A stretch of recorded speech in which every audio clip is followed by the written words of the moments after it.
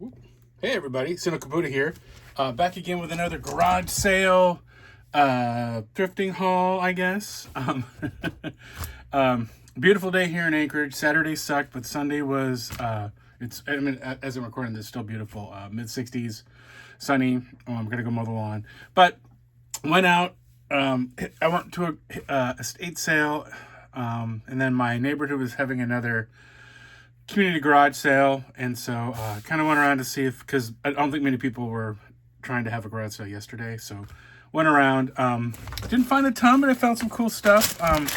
First up, for $3, I found these vintage like dresser hardware.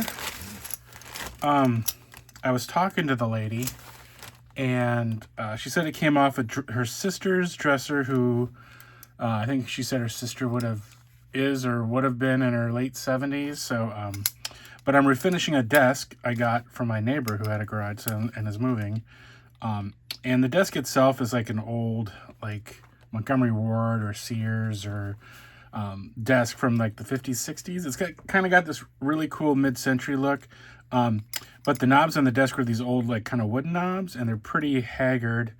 And the desk itself really is not incredibly well built, but I thought, oh, this is, I was looking for stuff that had a single stud that just like slap right on there, and these are cool. Looks like maybe brass, but got a little patina, which I thought about cleaning them, and then I thought, maybe I'll just wipe them off really good and then slap them on to keep that kind of that oldish vintage look to it, because I think it's really cool. It'll look really good when my desk is done. Then I'm refinishing for my son. So not a bad find. They had a bunch of other hardware. I thought about making an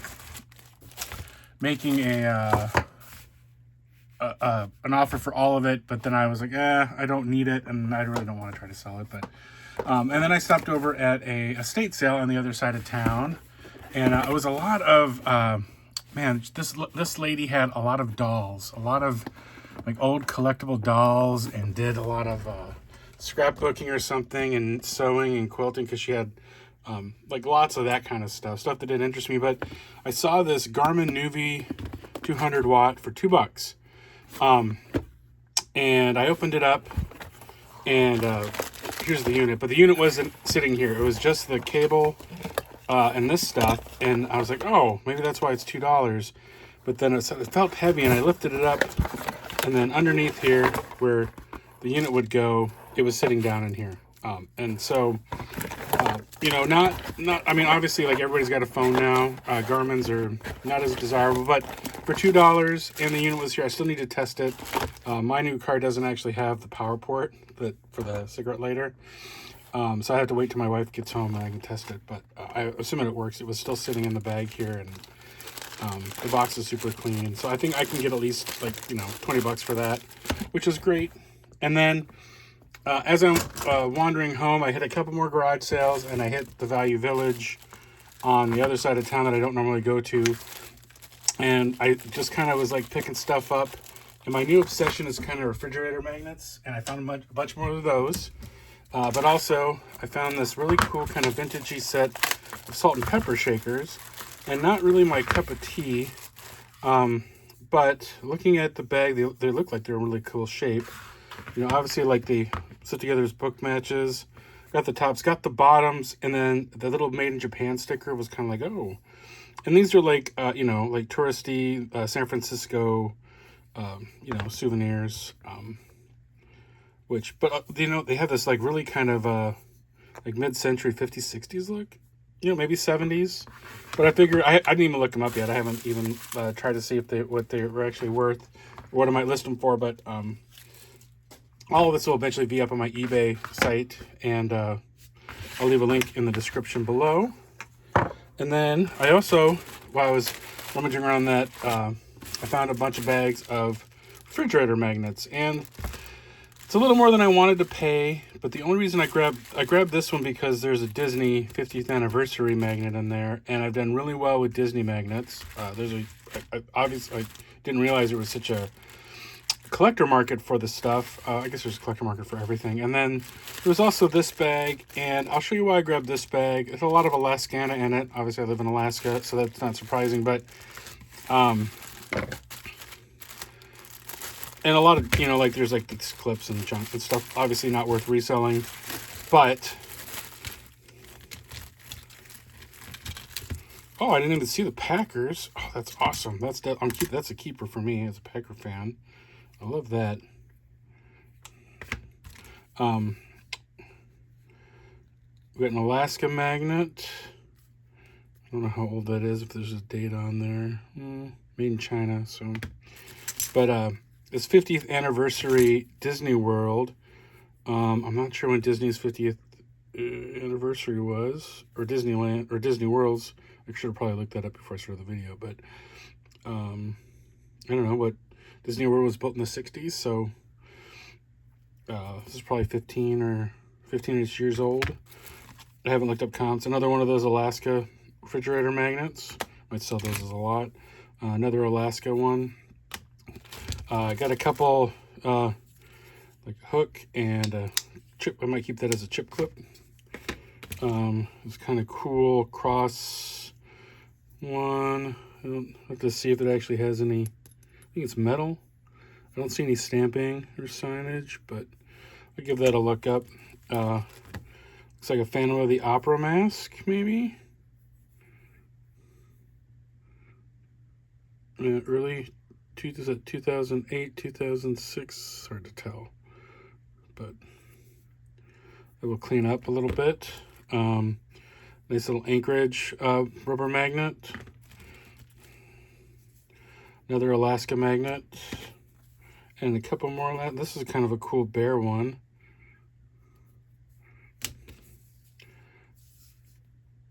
Eagle magnet. A couple Amish country magnets. I'm guessing these are from Pennsylvania.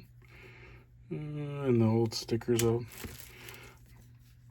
Upper Peninsula. Looks like a car magnet. And then, oh, a Packers picture. That's cool. You know what? And there's two of them there. Awesome. That's cool. Those are, I think those just going to my collection. But this Disney one, I have a feeling this will more than pay for probably just about everything I bought. I bet you I can get it close to $15 for it. So just a guess. Just from what I've sold other Disney magnets, probably around the similar age, or, you know, like I don't know if I could call it vintage. I guess I could date it since it's a 50th anniversary one, but it having a, you know, a definite like theme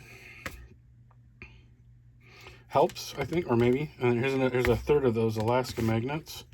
Moose Crossing, Alaska. Costco food court. Nice. Those are probably worthless. A Bratislava, Romania, 2013 homemade wooden magnet. I wonder if that was just gotten off. I don't know how much value there is in that. Another Alaska. I need to figure out what the name of these kind of magnets are. You know, like they're almost like the press button ones with a magnet sheet. We got another Amish country, but this is more of a pewter magnet, which is neat. Made in the USA, nice. Glacier Bay, Alaska magnet, very cool. And I guess I grabbed it because of this. I thought, oh, maybe that's a Wicked one, but this is a Wizard of Oz from 1998. What does it say, 80? My eyeballs are... 1998, yeah. Made in the USA, so, you know, not quite 30 years old, but 25-ish or so, 26, 27 years old. So neat. I'll clean that up. I need to look, you know, stuff up. So I haven't looked at comps, but you know, not a bad little haul. I think I was all in. What did I pay for? 7-Eleven, maybe $15 at Value Village. I paid.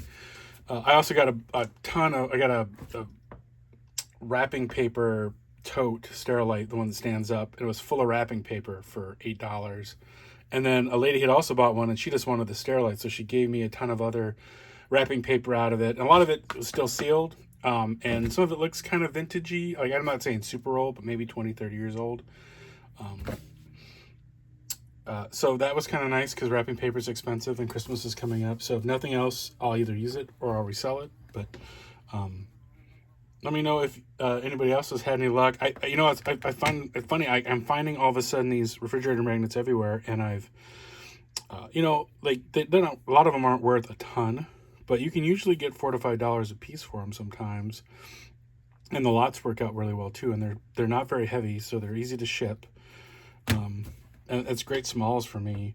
Like I'm not a full-time reseller. I just do it as a hobby. So having stuff that's easy to store and easy to ship is kind of where it's all about for me. So anyways, let me know if anybody else has had any luck out this summer garage sailing, and we'll catch you on the next one. Bye.